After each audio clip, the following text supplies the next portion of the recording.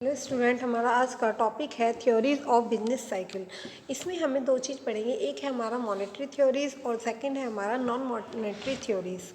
सबसे पहले हमें पता होना चाहिए कि थ्योरीज ऑफ बिजनेस साइकिल में हमने कितनी फेजेस पढ़ी हैं। उसमें हमने 4 फेजेस पढ़ी हैं। एक पढ़ी हमने प्रॉस्पेरिटी बूम, दूसरी पढ़ी हमने रेसेशन, थर्ड पढ़ी हमने डिप्रेशन और फोर्थ पढ़ी है आपने रिकवरी। उन्हीं से रिलेटेड कुछ इन्होंने थ्योरीज दी हैं, जिसमें 2 थ्योरी आती है। एक आती है हमारी मौद्रिक थ्योरी, जिसे हम मौद्रिक सिद्धांत कहते हैं। दूसरा आता है हमारा गैर मौद्रिक सिद्धांत। इसमें क्या होता है, मौद्रिक थ्योरी जो मॉनेटरी थ्योरी होती है, जो भी हमारे क्या होते हैं मनी से रिलेटेड जो मेथड्स होते हैं, उन्हें हम मॉनेटरी थ्योरीज के अंतर्गत रखते हैं।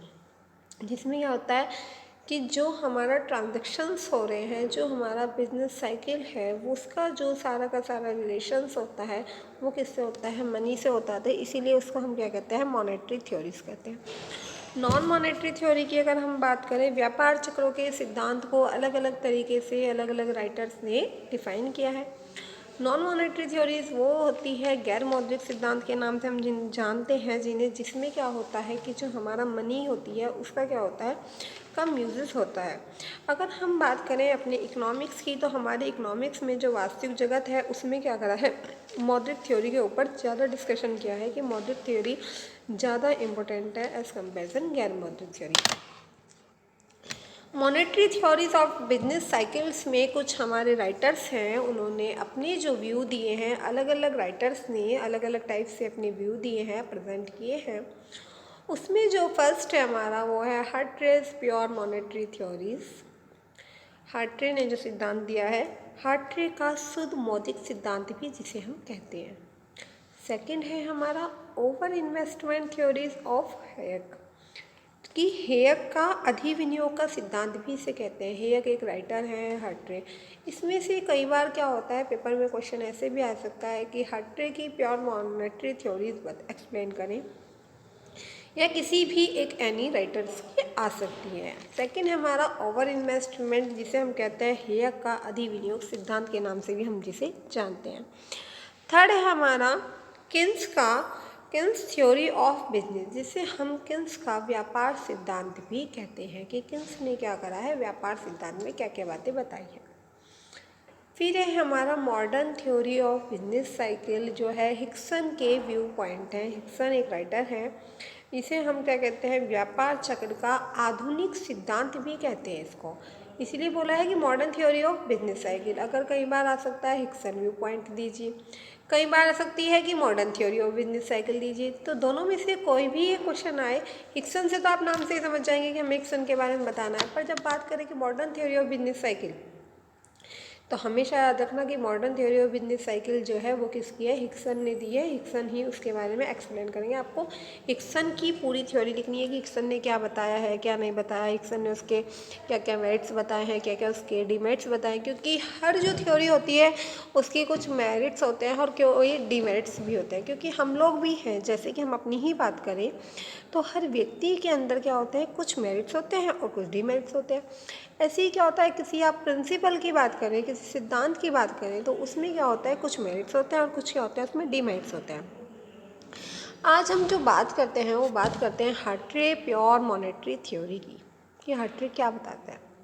According to Hawtrey, the trade cycle is purely monetary phenomenon because generally demand is itself a monetary phenomenon. Hartree was of opinion that in every deep depression, monetary factors play a critical role. He made the classical quantity theory of money the basis of his theory of the trade cycle. जो हार्ट्रे है वो क्या बताना चाह रहे हैं, इस सिद्धांत का जो प्रतिपादक है उसको हमने क्या करा है, जो हमारे अर्थशास्त्री हैं उनका जो पूरा नाम है वो है आर.जी. हार्ट्रे। आर.जी. हार्ट्रे ने क्या करे, अपने कुछ व्यू प्रेजेंट किए हैं, उन व्यू को हम देखते हैं। व्यापार चक्र एक शुद्ध मौद्रिक घटना है। जो हमारा बिजनेस साइकिल है वो पूरा का पूरा क्या है, मॉनेटरी बेस है। एक रियल मॉनेटरी सिस्टम के नाम से भी आप लोग उसको जान सकते हैं, क्योंकि सामान्य मांग स्वयं एक मौद्रिक घटना है। क्योंकि जो हमारी डिमांड होती है, नॉर्मल डिमांड जो है वो क्या है, एक मॉनेटरी घटना है। उनके विचार अनुसार यद्यपि युद्ध, भूकंप, बाढ़ इत्यादि अमौद्रिक कारण कभी कभी अर्थव्यवस्था के कुछ भाग में कुछ समय के लिए, देखो जो हमारी इकोनॉमी है, कुछ फैक्टर्स होते हैं जो हमारी इकोनॉमी को इफ़ेक्ट करते हैं, उसमें क्या हो सकता है, हमारी कुछ भी डिजास्टर्स हो सकते हैं, जैसे कि भूकंप आ जाए, बाढ़ आ जाए, ठीक है, कहीं पे क्या हो जाए, लैंडस्लाइड हो जाए, कुछ भी हो सकता है।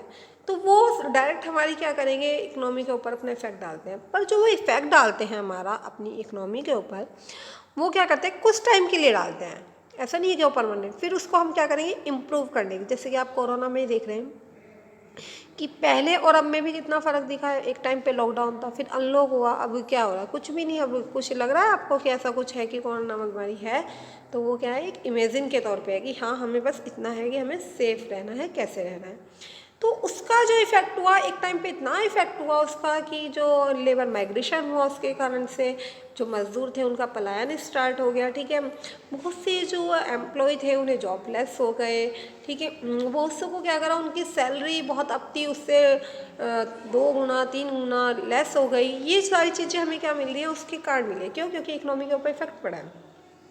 जो लोगों के बिजनेस थे वो बिजनेस क्या हो गए हैं, उसके कारण से बंद हो गए हैं, ठप हो गए हैं, बेरोजगारी बहुत ज़्यादा फैली है। ये सब चीज़ें किसके कारण आती है, भूकंप बाढ़ के कारण आती है। आप लोग देखते हैं हम बहुत प्लेन एरिया में है तो फिर भी बहुत सेफ है। हिल पे जाके देखो, कई बार क्या होता है, जब बारिश का मौसम आता है वहाँ पे पूरे के पूरे जो गांव हैं वहाँ के, वो पूरे के पूरे डूब जाते हैं। जो शहर हैं वो पूरे के पूरे डूब जाते हैं। वहाँ पे कोई जीवन जीने के लिए कोई अच्छा सोर्स हमें वहाँ पे नहीं मिल सकता, हम वहाँ पे लिविंग नहीं कर सकते। तो बहुत सारी प्रॉब्लम्स हमें क्या करनी पड़ती है, फेस करनी पड़ती हैं। उनके विचार अनुसार उन्होंने क्या बताया कि यद्यपि युद्ध, भूकंप, बाढ़ क्या हो सकते हैं, आदि जो फैक्टर्स हो सकते हैं वो हमारी क्या होती है, मॉनेटरी थ्योरी को इफेक्टेड करते हैं। ऐसी ही घटनाओं के वो जन्म दे सकते हैं, परंतु उनके द्वारा व्यापार चक्र जैसे पेचीदा घटना उत्पन्न हो सकती है, ठीक है। इसमें क्या हो सकता है, जो हमारा बिजनेस साइकिल है उससे रिलेटेड कोई भी घटना उत्पन्न हो सकती है। बल्कि मुद्रा की मात्रा में समय समय पर होने वाली कमी अथवा वृद्धि अर्थव्यवस्था में आर्थिक क्रियाओं के उच्चवाचन का एक मात्र इशारा है। जो हमारी इकोनॉमी होती है उसमें क्या होता है, अप्स आते हैं, कुछ डाउन्स आते हैं। तो जो हमारी ये हट्टे कहते हैं कि अकॉर्डिंग टू हट्टे ट्रेड साइकिल इसे प्योरली मॉनेटरी फिनोमेन है। ये क्या है, पूरी की तरह मनी के ऊपर आधारित है। Because generally demand is it self A monetary phenomenon. जो हमारी जनरल डिमांड होती है वो क्या होती है, मॉनेटरी फिनोमेन होती है। Hawtrey was a opinion that he every depression monetary factors play critical role. देखो, जो डिप्रेशन होता है वो क्या होता है, किसी भी मॉनेटरी फैक्टर में एक क्या होता है, क्रिटिकल रोल प्ले करता है। क्यों? यदि हमारे यहाँ पे डिप्रेशन नहीं होगा तो हमें पता ही नहीं लगेगा कि हमारी जो इकोनॉमी है वो सही ढंग से काम कर रही है या नहीं कर रही है, उसमें कौन कौन सी प्रॉब्लम्स हैं। तो ये सारी चीज़ें क्या होंगी, हमें देखने को मिलेगी। हमारे सामने एक प्रॉब्लम क्रिएट हो रही है, किसके कारण, इसी के कारण। तो हट्टे बताते हैं दैट कि मोनेटरी जो होती है, जो मनी होती है, वो क्या करती है, एक डीप रोल प्ले करती है। मान लीजिए डिप्रेशन नहीं होगा तो आपको तो ये लग रहा है कि अच्छी तरह से जितना हम सप्लाई कर रहे हैं उतनी हमारी डिमांड हो रही है। पर यदि अगर डिप्रेशन है वहाँ पे, तो हमें पता लगेगा कि हमारा जो प्रोडक्ट है क्यों मंदी की ओर आया, क्यों वो अवसाद की ओर आया, वो कौन कौन से फैक्टर्स हैं जो इसको हमारे इफेक्टेड कर रहे हैं, प्रभाव डाल रहे हैं इसके ऊपर। तो हम उन फैक्टर्स के कुछ रीजंस होते हैं, उन्हें एनालाइज करते हैं। एनालाइज करने के बाद हम देखते हैं कि उनमें कौन कौन सी प्रॉब्लम्स आ रही हैं। उन प्रॉब्लम्स के लिए हम क्या करते हैं, रिसर्च करेंगे कि इसको कैसे हम रिमूव कर सकें, कैसे हम इसको दूर कर सकें। तो इन सब चीज़ों के ऊपर क्या करते हैं, हम सोचते हैं।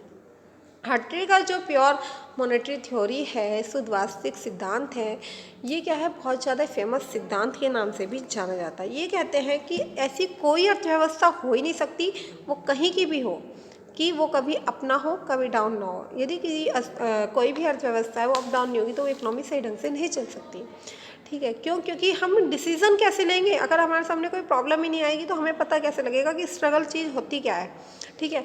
तो यदि हमें स्ट्रगल देखना है तो हमें डेफिनेटली सी बात है कि हमें उन प्रॉब्लम्स को भी देखना होगा, उन प्रॉब्लम्स को सॉर्ट आउट करने के लिए कुछ हमें सॉल्यूशन लाने होंगे, अपने माइंड से रिसर्च करनी होगी, हमें बहुत सारी क्या करनी पड़ेंगी, ऐसी कोशिश करनी पड़ेंगी जिसके द्वारा क्या हो सके, हमारी जो प्रॉब्लम्स हैं वो सॉर्ट आउट हो सके। जब डिप्रेशन आया होगा तो उसी ने क्या करा होगा, उन प्रॉब्लम्स को सॉर्ट आउट करने के लिए बहुत सारे सॉल्यूशंस की खोज की होगी। Then thank you. होगी, थैंक यू। या मेरी पेज करता है, मेरी किताबों को ठाठ ठाठ वहाँ खोएगी। कितने खो दी? या सोना अल्टा पान की मारो जाएंगी। एक तो मैडम को क्या हो जा, अब इकोनॉमिक्स और सोशियोलॉजी देगी बच्चों को बस। मैं क्या कह रही हूँ, ऊपर चली आई जैसे के ने तो मेरा, मैं के की तो बात बताती, तो मैं वहाँ बैठ कर उन्होंने मुझे वहाँ बिठा दिया।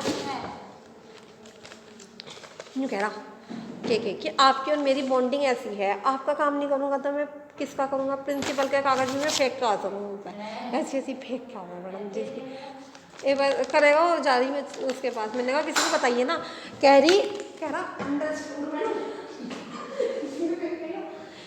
मैं आपको बिल्कुल अंडरस्टूड कर देती हूँ।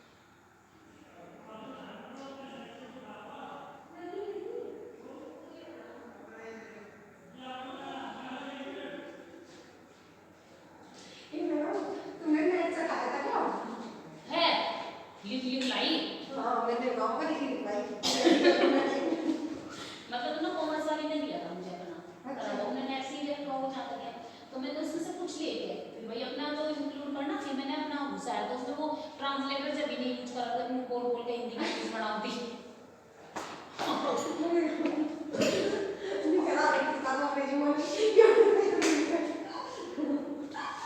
थोड़े बाबले पड़े हम इसके चक्कर में, गूगल ट्रांसलेट में तो यहाँ बोल लेते हिंदी के लिए। ये बहुत बड़ा इन्होंने मुझे 1 घंटा सुना दिया वहाँ।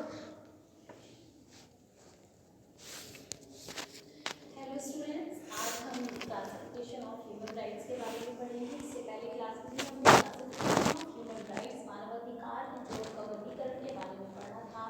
इसमें हमारा classic and social rights, civil, political, economic and cultural rights, economic rights, cultural rights, इन सब के बारे में हम अच्छे से पढ़ लिया था।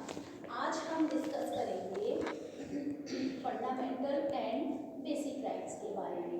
फंडामेंटल एंड बेसिक राइट्स वो राइट्स होते हैं जो बेसिकली किसी भी ह्यूमन के बेसिक मूलभूत अधिकार कहलाते हैं, और ये सभी मानव के लिए जो होते हैं सभी जगह, चाहे वो अर्थ पे किसी भी कोने में, वो बिल्कुल इक्वल रहते हैं, उनको हम फंडामेंटल या बेसिक राइट्स कहते हैं। तो अब हम देखते हैं कि व्हाट इज फंडामेंटल राइट्स। बहुत सारे राइटर्स हैं जिन्होंने मानवाधिकार, ह्यूमन राइट्स के जो फंडामेंटल हैं, बेसिक राइट्स हैं, बेसिकली इन्हें 2 पार्ट्स में डिवाइड किया था, और इसमें